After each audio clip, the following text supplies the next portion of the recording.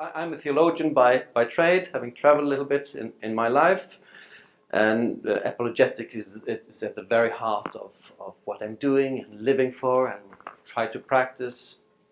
I've been a pastor for 10 years in a local church in Kristiansand in Norway, and that was a very exciting experience. I loved it. Right now I'm full-time at school, the Gimlekollen, and we train especially young communicators, young Christian communicators like youth pastors, and help them integrate apologetics into their thinking, the perspectives, and their preaching, which is absolutely a big challenge.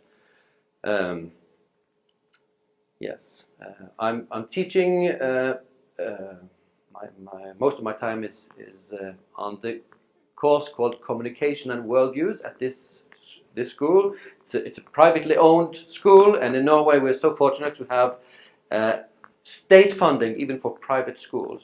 So 80% is funded from the state. The rest we have to bring in, which is quite a challenge anyway.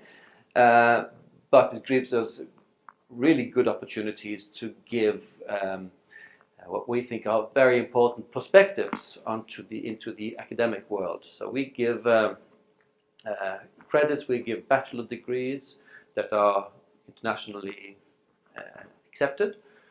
And actually, we give credits here at the conference. If you attend our post-forum seminar on Thursday, Peter S. Williams is going to be teaching there, especially on the existence of God, the arguments for the existence of God, arguments for the resurrection, which is kind of basic of one of our courses.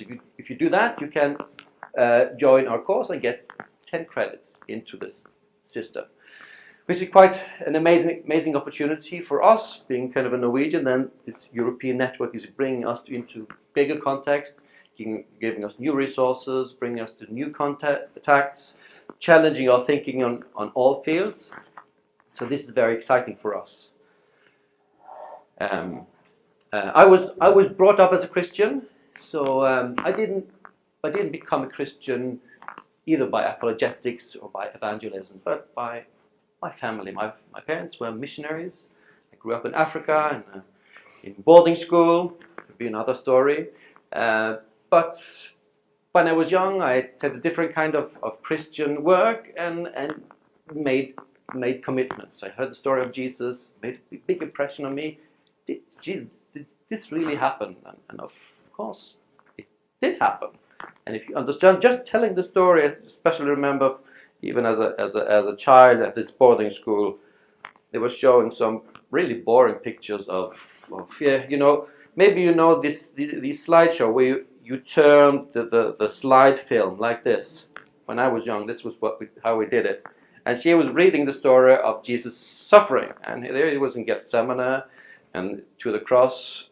It was very simple. It was not very much emotion, but this really touched me, and I can remember it even today. That this is if this really happened, this is something big, and it made an impression. And later I had to make a commitment. That was kind of brought up when I was getting a little older. You need to make a commitment. Where do you stand?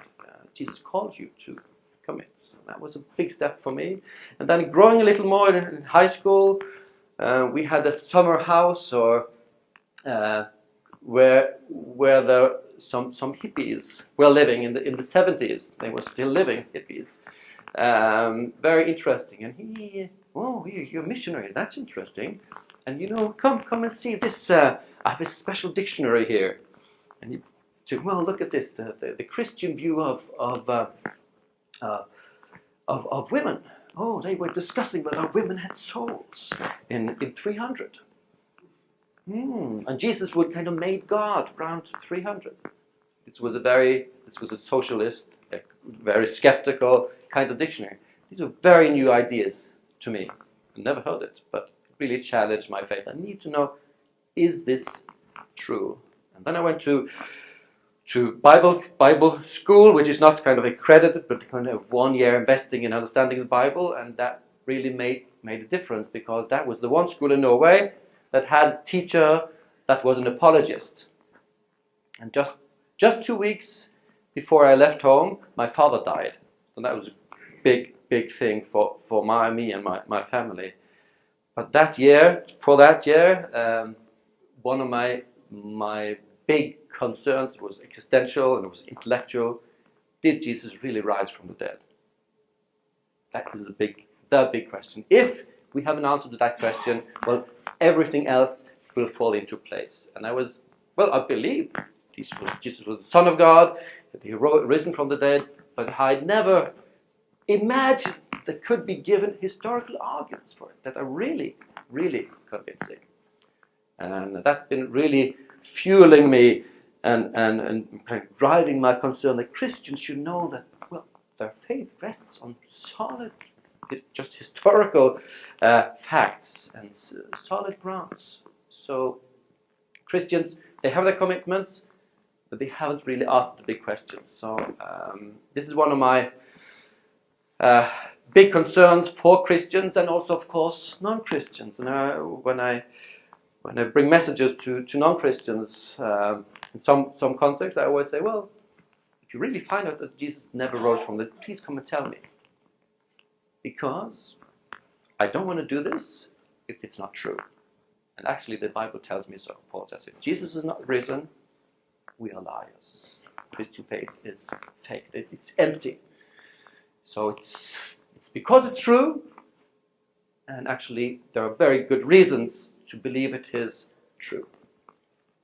So I've been traveling a little bit. I've been teaching at Bible colleges. I've been teaching in Kenya for a couple of years, training pastors. I've been a pastor for some years, and now I'm teaching full-time at Gimler College School of Journalism and Communication. Right now, I'm doing a course not for Christian communicators. That is, Christian communicators is my main group. But now I'm teaching journalists a course that's called Media, Ethics and Worldviews. And you know, when they know that you're a conservative pastor from town coming to teach them ethics, you have all their suspicion. God says you shouldn't be like this, you shouldn't be like this, or it's moralistic, negative.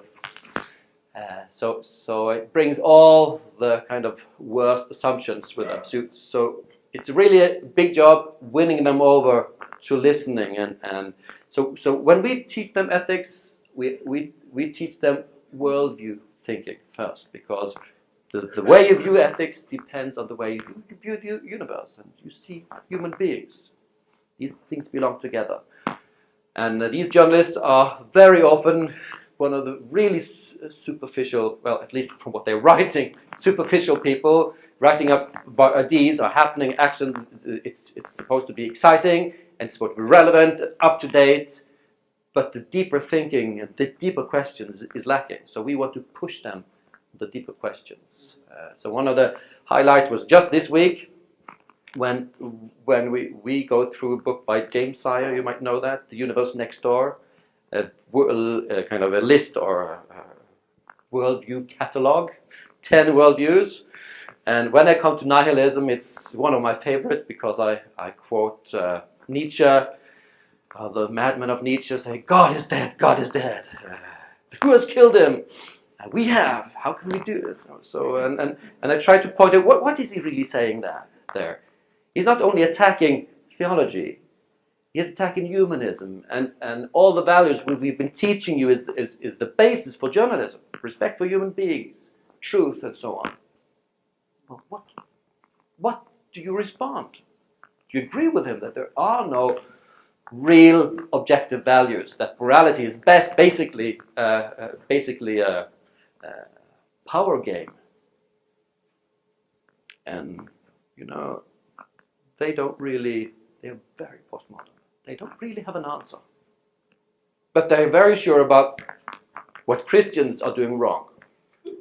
They know that is wrong, but you know, their little Norwegian students are often a little bit shy as well, so they might be thinking something, but the only response I got from them, they should be thinking, students, was, well, do you have an answer to Nietzsche? Because if you don't, well, there's no basis for anything. No basis for democracy, human rights, or anything. The only response I got was, well, nihilism. Well, that's his opinion. That is interesting. I find it so interesting to listen to the postmodern thinking, but at least we try to challenge them. So they cannot say that I'm doing evangelism, because I'm bringing also nihilism, trying to present it as kind of attractive as I can to make the challenge clear. And of course, this would be probably the first time most of them have ever heard Christianity presented in an intellectually credible way. Well, this is what we believe, and there are good reasons. Come and challenge us. But we've already presented the other worldviews and said, well, these are the reasons people believe this. And all worldviews have their challenges. Yes, let's go on to the topic. Even the teaching on worldview and ethics has a kind of an apologetic purpose for us. It's pre-evangelism, forcing people to think the big questions, ask the big questions, so that they can think clearly. And when they have the right questions, the Christian answers suddenly start to give meaning. Because the Christian answers don't give meaning to most of the secular young people. And to do apologetics, we need to be on the challenging and asking side as well. And that's one of the tasks I think we need to take seriously. Okay? Let's follow the schedule. Of course, we've been asked to write these schedules so that you can follow. And if you have a challenge with language, with my Norwegian English, or with English in general, the sheet might be helping you. Okay, some simple things about apologetics. What it is. The word apologetics means defending the faith. One of the big misunderstandings in the Norwegian context is defense is a military move. Someone attacking you and you hit them back. Actually, the best thing is hitting them first, right? So apologetics is seen as a very aggressive way of approaching people. And Christians don't like being seen as aggressive. And being kind of defending the faith sounds also very defensive, of course. So say, well, stop this kind of defending thing. It sounds like you really have something to defend and makes you unpleasant to be with. But the meaning of the word is not from the battlefield. The word apologia means giving a word back, not a fist back, right? Giving a word back. Logia or logos is the Greek word for word, and apologia means a word in return, a word back. And it really starts from the presupposition that there has been a question already or a claim already. Christians are stupid. Jesus never lived. Dead men can't rise from the dead. There is no God. And what are you going to do as a Christian? Are you just going to stand there? Or are you going to give a word back? Of course you have to give a word back. You have to respond to the claims, the questions and objections you meet.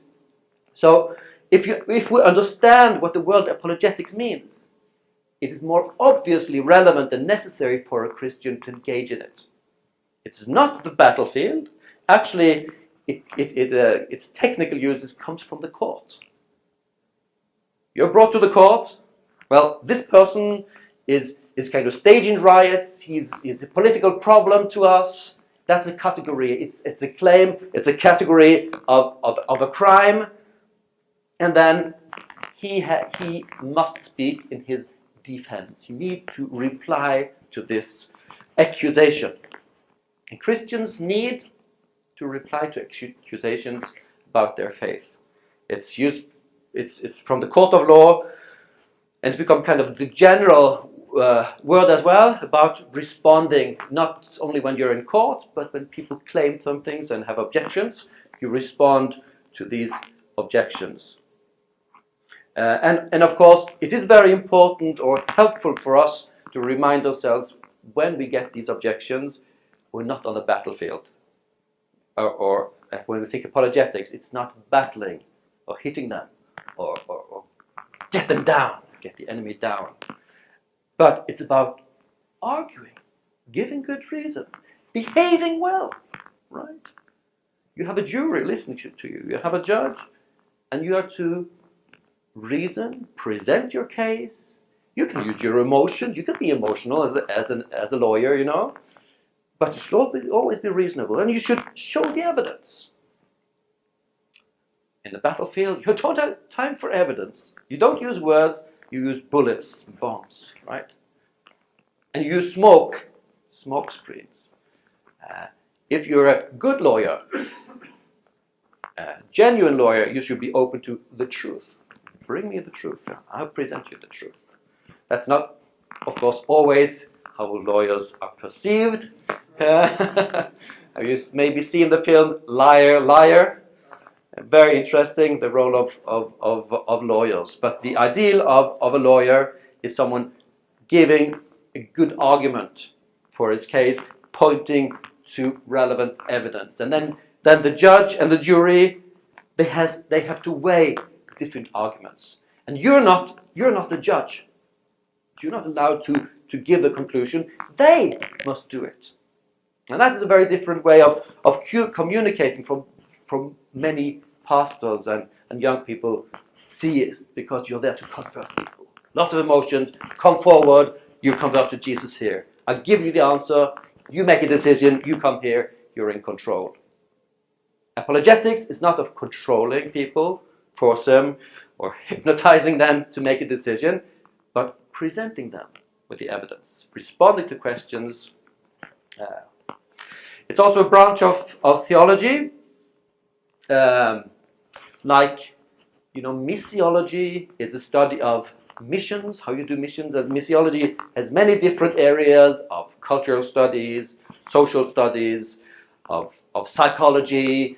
All these fields are relevant to missiology, right? How do you really do this? And how can we can we think in the correct way about mission? And of course, missiology also needs the Bible, biblical thinking, theology, and so on.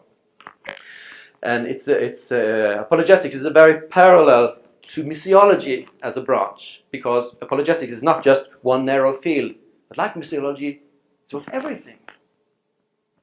It's about, we're going to see, God clearing His name. We see that from the whole start of the Bible. Like you see the mission of God. If you've read the book by Chris Wright about mission, several books, it's really, really helpful to see the big picture of God's mission to the world. Even from Abraham, was God's mission to a world running away from Him, and then bringing in you a new family, a new person, to obedience, to show the justice of God, representing God to the world. And that's what we are called to as well as disciples in the New Testament. God's mission. And you can see this even also in if you go through the Bible, you can see it from the start of the Bible. You know, what really happened in the garden was that the two first human beings was presented with a lie, or a distortion of the truth. It's very, very intelligent and psychologically relevant. Truth by Satan, by the snake, was distorted, and they saw and they chose, and then everything was disfigured. Everything was changed. So, beginning with a lie, and then what you see when God meets them. They are hiding, they're afraid of God. Why should they be afraid of God? Something emotional has gone really wrong. Like in in a marriage, when you suddenly get afraid from the other one. Something really deeply wrong with us. And they saw they were naked. So even from one another, they were afraid and ashamed. And from God. And then God challenged, what have you done? Have you eaten? And it's so interesting. Well, Adam, she told me, she said. So he's running from the blame. And what is Eve doing? Saying, well, the snake, right? So there's something wrong being done, and they're blaming someone else. They're running from what they've done, the responsibility, pointing somewhere else. And if God had allowed the snake to speak, what have you done? Well, you created me, God. And that's one of the big themes in the Bible. You see a world that's been ruined by sin, and we're running away from our responsibility. That's part of our story of who we are. And the big problem for God is that we are pushing the blame on Him.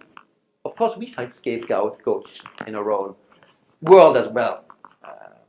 In politics in Norway, we have these, it's immigration, or it's lazy people, or it's this or that. We find scapegoats, which is a very dangerous thing culturally. But also you see theologically, people blame God. How can they? That's one of the biggest questions you'll get as a Christian. How can you believe in a good God in this world? Looking at news one day will really disprove the possibility of existing a good, all-powerful, loving God. And that is a big, big problem for God. How can we trust Him looking at this world? And what we experienced in Norway a couple of years ago with Anders Behring Breivik, the killer who came and killed young people on a camp belonging to the Labour Party, completely innocent. One of the very serious things about what he did was, one of them is that he dressed as a policeman. He said, I'm a policeman, come up here. You've heard there's been an explosion at the building in Oslo. He come into this island, I'm a policeman. So people came up to him, I thought you were a stranger. And then he killed them off, cold-bloodedly. So when these people were running, they didn't know who they were running from. But some of them saw him killing, so policemen killing someone else. And then they were running, they were swimming, and coming ashore. And what did they see? Policemen. Completely confused. What's going to happen now? Are these all going to kill me? Right? If you cannot trust God, and people representing God, the religions, are people that do evil, how can we trust Him? And if we individually also blaming God for our own pain, for our own illnesses, for our own misery, how can we trust Him? So, one of the central prayers of the Lord's Prayer is, hallowed be your name. Is that the version of even the present prayer? Hallowed isn't very English, is it? Or up to date? Is there any? We still tend to use hallowed. Okay, yes. We have a new translation in Norwegian, which has changed the word, but that the Lord's name is holy. To be able to trust Him and want to trust Him, he need to be seen as holy and just and good and loving. And the world we see is really smearing His name. Which means the Bible is partly written to clear God's name from a world running from a responsibility and saying, well, it's your blame, God. You made this mess. How can you accept this? And even the prophets in the Old Testament say, how can you look at this violence, this evil? You make me see it, but how can your holy eyes accept this? The blame is pushed on God. We assume God is involved He can't be trusted. And that will really make it so hard for anyone to start to want to relate to God, of course. Your name, clearing God's name is one of the big topics of the Bible, even from the start. People blaming God, God clearing his name. And that's one of our jobs. Not jump him in front of God, saving him from all the enemies trying to attack him. Because God is not afraid of being attacked. You can't harm God. You can't kill God. But you can smear his name. And every one of us does when we sin, right? It's not only people we step on, but God's name is being smeared. And people have a hard time trusting you and then trusting who you represent, trusting God. Clearing his name is one of the big topics in the Old Testament, which links into apologetics. God is the apologist who's being blamed by a world. And what are we going to do? We are his ambassadors, we are witnesses, we are his disciples, and we're also his apologist, clearing his name for the accusations. In the New Testament, we see that one of the big broad lines of thinking is the gospel challenging the authorities. You know, some people think that the gospel is about, God loves you. There is a God, and he's really very kind. This is kind of modern, democratic view of God. And don't you want to believe in God? Well, maybe not. But he's good.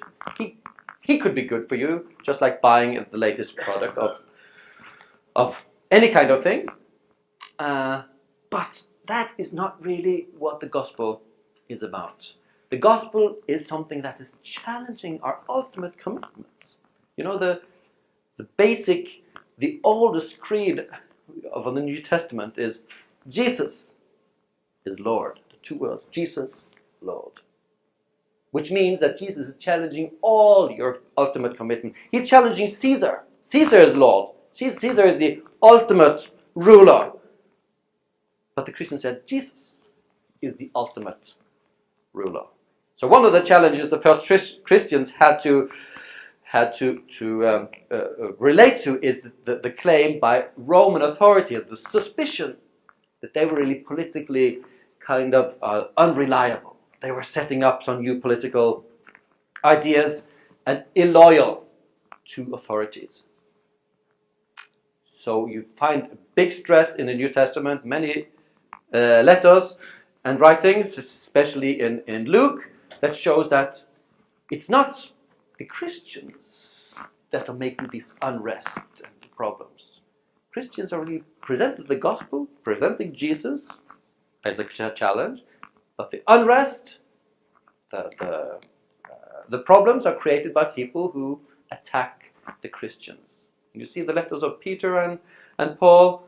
Pray for the leaders, pray for authorities, pray for, And that part of that background is the fear by the Roman authority that this is kind of political instigation of some new kind of system. Okay? In the New Testament, the gospel is something that challenges you. It's not a product you can add on to what you already have. The ultimate commitments are challenged. You cannot stay the same. And in the New Testament, you see that the word of message or proclamation, the kerygma, which really means a message from the battlefield telling that your king has won the battle. The story about something that's happened, that's good news. That's the evangelion for us, the good news for us. This message that something has happened always has to be assisted or supplied with apologia. There's a message, Jesus is the Messiah.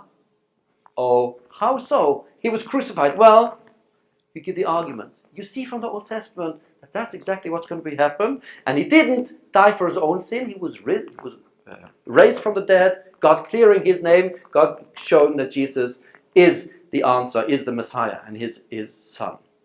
So in the New Testament, the message, the story about Jesus always go hand in hand with explaining it and defending it.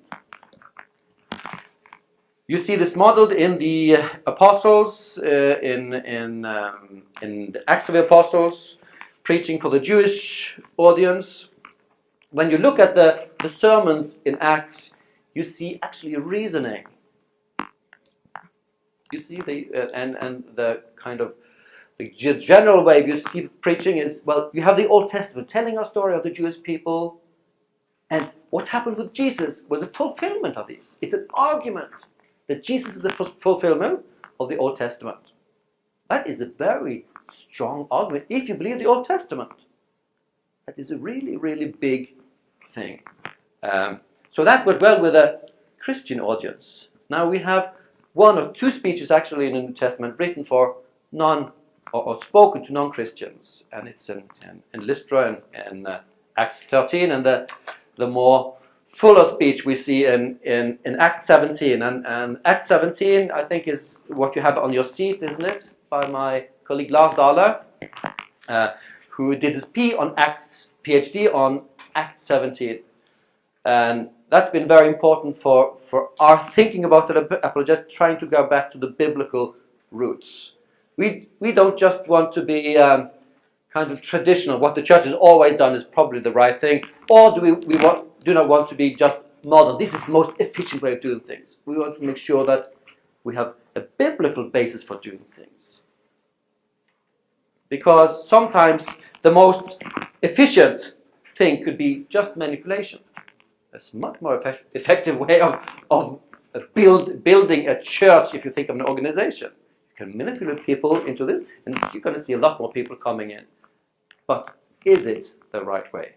And we think we need to be looking at these models, and you're going to do that later. We're going to see how Paul is really arguing. He cannot use the Old Testament because Old Testament is not, they don't understand it, and it doesn't give any meaning. It's really, if he points to the Old Testament, it will really make him irrelevant to the context. Just showing he doesn't belong there. He belongs in Palestine, in Israel.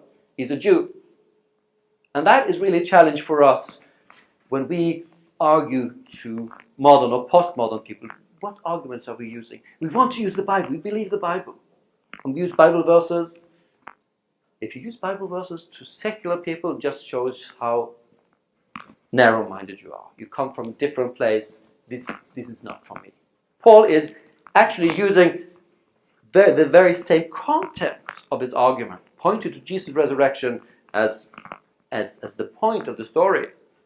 But he's not using the Old Testament, he's using Athenian or Greek poets, pagan poems, which is really amazing for a Pharisee. We're going to study that a little bit later. And just to make sure, and clinching the biblical basis for this, we could have said so much more on this. You have in B4, here on page number 2, Peter's exhortation: always be prepared to give an answer to everyone who asks you, to give the reason for the hope that you have, but do this with gentleness and respect.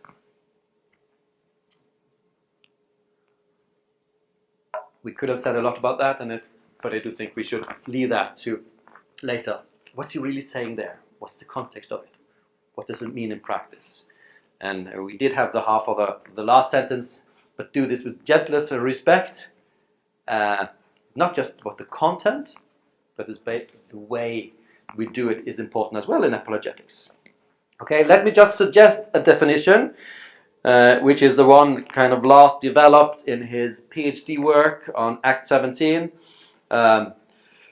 which is not very different from the general definitions you will find other places, but I think it can be helpful. But please bring your own views and suggested definitions, and we would like to learn about this, okay? Apologetics is the rational justification, which means apologetics is about thinking critically. It's a rational activity. There are many other things that are important to us.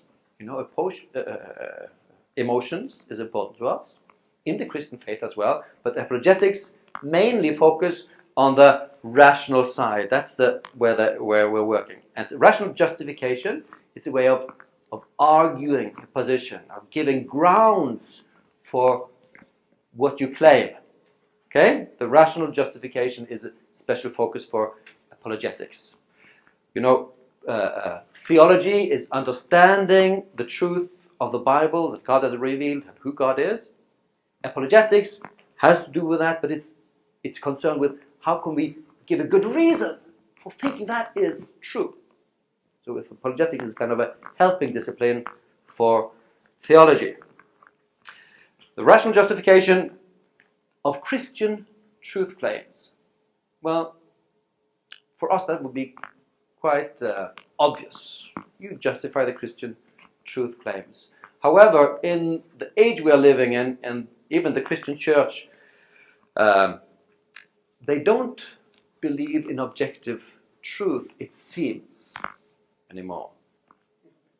So when you say, well, my truth claims, they will say, yeah, your truth claims. Nietzsche, he had his view, I have my view, Christianity has its view, and then Hinduism has its view. So what's true for you is true for you. If you believe in God, He exists for you. That was a response I got from the journalism students. So what do they believe? Is God dead? Did He live and die? That doesn't give any meaning if you think about what God is supposed to be like. But they were thinking, God exists for those who believe in Him. Truth is what you believe in. Truth is subjective. So when people come to churches, they don't come there because they believe there's truth there, but because there's something good for me. Maybe I get some comfort, fear from death, I get company, fellowship, good values. It are the church's values. It's one perspective. What is so hard to communicate and get across is we actually claim that God exists independent of your opinions. That Jesus rose from the dead. It actually happened. And Jesus is Lord, whether you admit it or not. If people understand that point, they will bring the questions. But as long as they see Christianity inside what we call the modern or postmodern perspective, they will say, well, it's just Christian truths. What we claim is truth, plain and simple, and it's true whether you believe it or not. Of course, it's important for people to believe it. Okay? The rational justification of, maybe we would say, central Christian truth claims. I would think it's important to focus on basic Christian truth claims, like C.S. Lewis writing Mere Christianity, that we should be apologetics should be concerned about the big questions of who God is, did Jesus live, and so on, and how can we get good arguments for the Christian faith, and not the kind of infighting of baptism, or might be important questions, but that shouldn't be the focus of our apologetics endeavor, especially not in these times. Okay, and Christian truth claims are always met, if they are understood, with questions, objections. People ask questions. That's a very good opportunity for explaining what we really mean, because it's so hard to get across the Christian message. And one of the big problems is that people assume they already know what you believe in, so they don't ask you. Now we're coming to a new generation from the Norwegian school that's normally been Christian school, but now it's become pluralistic teaching. So at last, the students, the young people, are asking the big questions. Saying, what do Christians really believe? We don't know. That gives us a big opportunity. The former generation, they thought they know what Christianity was about, and that was boring. Don't tell me anything. I don't have any questions to you. Just know how it's going to. I'm going to be bored about it. Okay? So Christianity is responding to questions. Objections is, of course, if you already have a position, You object. That cannot be so. Miracles cannot happen, or you have a position and then you object. And people who are really thinking would normally object to what we claim. And that we should welcome it. We'll probably hear about that later, I guess. That we should be welcoming, and maybe rather than looking at the pastor as a model of preaching or communicating. You see, he's preaching. I love being a pastor and preaching the word of God. But he's speaking and you shut up, and after he's been preaching you should pray. Mm-hmm. That's not how the apologist should be working. Right? It should rather be like Jesus. He gets a question, then he asks a question back. And then you need to change the question. Your perspective is changed.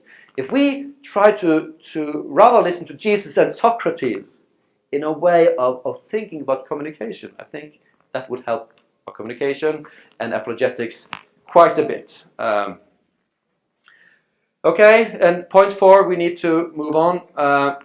In order to establish the epistemic permission and the epistemic obligation of the Christian faith. Well, these are technical terms. I don't want to excuse technical terms. This is quite helpful because there are two different things we need to do in apologetics. We need to point out that, well, the Christian faith is one possible position. If it's okay to believe in something, if it's okay to be a New Ager or an atheist, you should be allowed to be a Christian as well. Christianity is one of the relevant options in a pluralistic society. And that is a big, we need to argue very hard for that these days. And you see, especially in the secular press, that we're so tolerant, but don't bring anything up of this. And actually the teaching of our journalists, we try to show them that religion in many aspects has been a blind spot. We're supposed to bring facts, and religion is kind of making us subjective and bring up all these problems. But you need to bring up what is important to people. And you need to be, and these things are relevant. And the Christian perspective is one of the relevant perspectives. That is a big job, just to show that Christianity, well, that's one of the options. Although I find when I teach the worldviews, people are a lot more interested in New Age, even nihilism. When we get to Christianity, this seems to be so, well, familiar. So they have this kind of secular blinders, and it's a kind of post-Christian condition. People are immunized. They know enough about Christianity just to know it's not relevant. So just to put Christianity back as an option is one of the tasks we need to do. Well, we're here. We need to have a voice in the public arena, in all arenas, in the media. We need to be there. But then one of my friend Lars's arguments is the apologetics should be more than that. We should argue that this is not only one option, but it is reliable, it's true, it's truer than the other alternatives. Not just claiming it, but showing it, of course. So 2 levels of, well, we're one position, and this is a legitimate position. What we should say, well, you should actually believe it, because it really happened. God really exists, and so on. Okay? And then point 5, it's for both Christians and non-Christians. One of the perceptions in my church is that apologetics, well, if you get hold of an atheist, that's what you bring up. You argue about God's existence. Maybe apologetics can help us a little bit. But inside the church, well, we need Jesus and preaching and so on. But what Lars has pointed out, and what you see in the New Testament is, it's very important for people who already believe to know this is reliable. You know, from the introduction of Luke's Gospel, this is written so that you should know it's reliable what you have believed.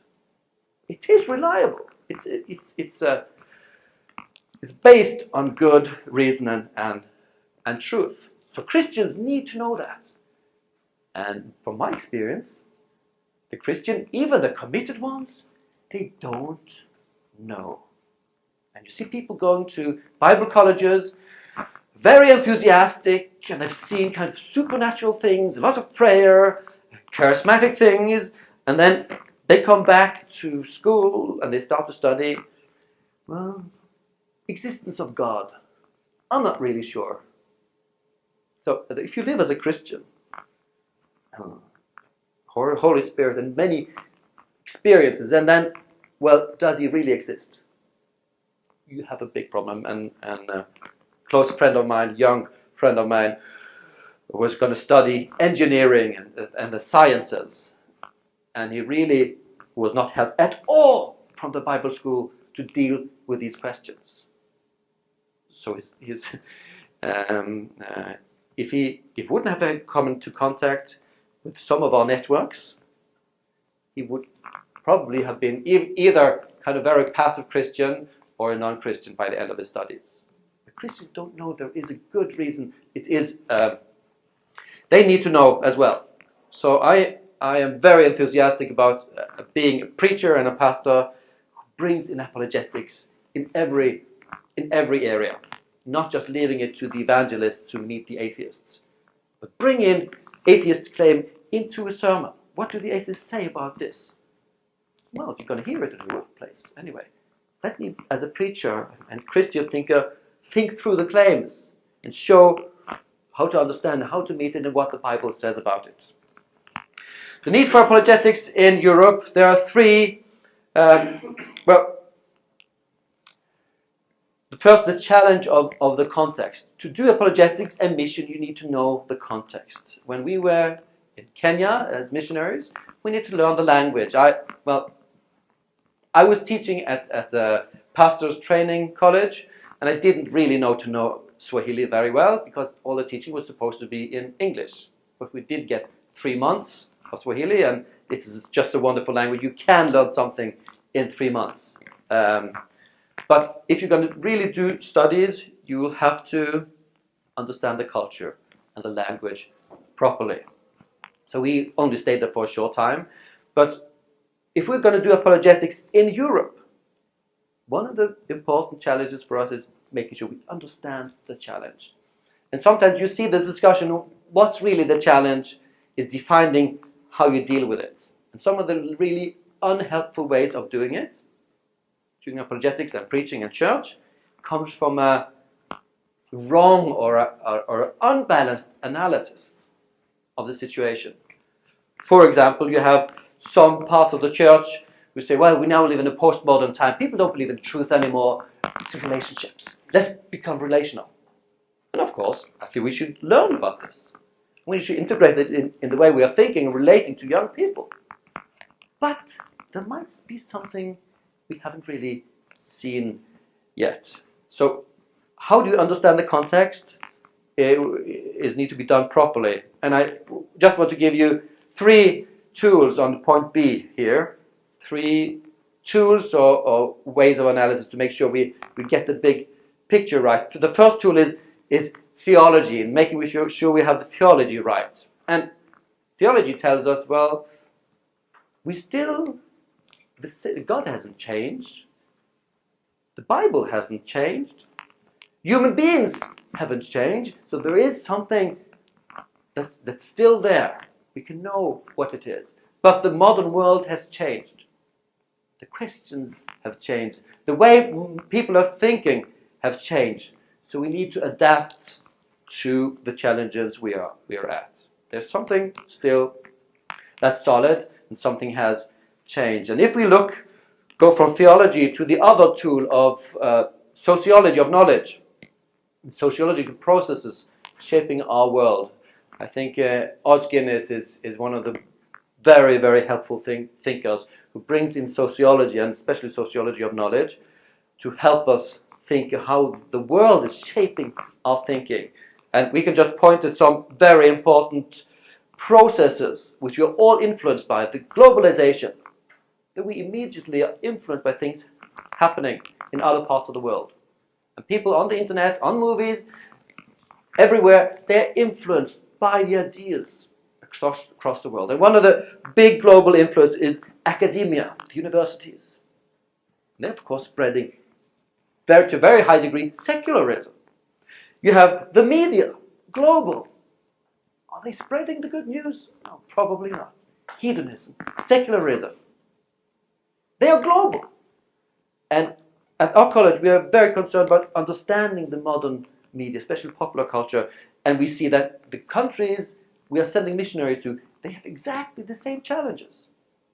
We've had the media or TV for quite a long time, but the countries we have missionaries in Tanzania, Kenya, South America, and so on, their parents lived in very simple conditions. Their young people are watching television, seeing the same movies that we do. There's a big gap, and the young people, they are not enabled to understand and analyze this modern challenge. You know, Africa and South America and Asia is a place where the church is growing, exploding. But how are they going to deal with these global influences in some years? We need to be working globally as Christians to deal with these global factors of we could call modernization. We have pluralization, which is from being, especially Europe, a culture where Christianity was in the center. Now the culture has been set with many worldviews, many alternative lifestyles. Pluralization is one of the important characteristics of modern or postmodern society. So when you present Jesus, the questioner or the person you're talking to will immediately think, well, why Jesus? Why not Buddha, Quran, or whatever? Why Jesus? If we don't have a response to that question, well, why do we talk? And secularization is a very important thing. It doesn't mean that the West has become unchristian. The technical meaning of this word is that the religious ideas and institutions have lost their social or political influence. In some ways it could be seen as a good thing. The church is taken away from the state system, political system. But in other ways it's maybe not as good. When the Christian ideas of human beings, human value, of sexuality and marriage is put out in the margins of society. Okay? It's a challenge for us. And if we're a secular society, if you bring in religion, people are very uncomfortable, really emotionally. And we need to that's why we talk in terms of worldviews at Gimler College, because everyone has a worldview, secular or religious. We have privatization, which is one way of describing how the role of religion in modern secular society, because religion hasn't died. In the 60s, you know, the thinkers, the social analysts was thinking, well, it's going to be more secular, religion's going to die. It hasn't happened. Religious interest is, well, not exploding, but it's still there, and you see the programs of Spiritism on TV, very interesting. It's still there. But religion is seen as a private affair. It's a hobby. Either you go to sports, or you go to church, or you collect stamps, okay? It's your interest. It's your private interest. But don't pull everyone into your hobby. Not everyone likes stamps, do they? Okay? Private affair. That is the perspective people think when they think about Christianity and religion. It's a private affair. Secularization is the process of which new things are seen as sacred. Identity. Don't challenge my view of myself, or especially in terms of sexuality. This is a sacred thing for me. Or nature. Something, say, where you find meaning, which gives an integration point for your whole worldview. And that is the second tool of sociology of knowledge, seeing how the world we live in shape the way we, Christians and non-Christians, are thinking. That needs to be challenged and thought about. Okay? The third tool is the history of ideas. This is more common way of understanding. You see, there are some histories, some worldviews and ideas that have influenced us. And I think these are a list of some of them. We need to understand them. And that's basically the list we've been teaching now at Gimlekollen. Journalists need to know the different positions, and we need to hear them argued, and they need to know that, well, they can be argued. And I think the challenge for the church is partly that we have a crisis of identity. Coming from a culture that's been Christian, in Norway we have a state church now, there is a separation. Say, but who are we? Who is the state church? In one way, it's you come from the majority and you should be put down. On the other hand, you come from a minority Christian group, you're suspicious. Right? It's dangerous with all these small sects. So who are we as Christians? There's a crisis of identity, of knowing who we are, and now we also see a crisis of communication. In the marketplace of worldviews, and my experience in the organization and across all the spectrum of the Christian denomination and work, I feel the communication is very, very internal. You assume people are Christians, have the same view of the Bible and God, you start from there when you preach. And even when you try to preach to non-Christians, you start with some Bible verses, and you wonder, why doesn't it work? So we are kind of culturally captive to a way of thinking. We also see an imbalance between the head, heart, and hands, where it's a lot about emotions, a lot about activity or justice. But the intellectual side is not really dealt with. And that's both the conservatives and the liberals. And you see a resistance to arguments. You become too intellectual, this too confrontational, people fearing the intellectual. I think we need to bring in apologetics, showing Jesus argued, showing all the letters, all the New Testament gives argument. And we need to show that this really has to happen also on the basic level, not only at academic level. So we have a vision for apologetics in Europe, the importance of apologetics for the church to become more biblical, to become more holistic, to be more relevant to people, and showing that Christianity is not just a belief, a position, but it is the truth. But it needs people to argue it and show it.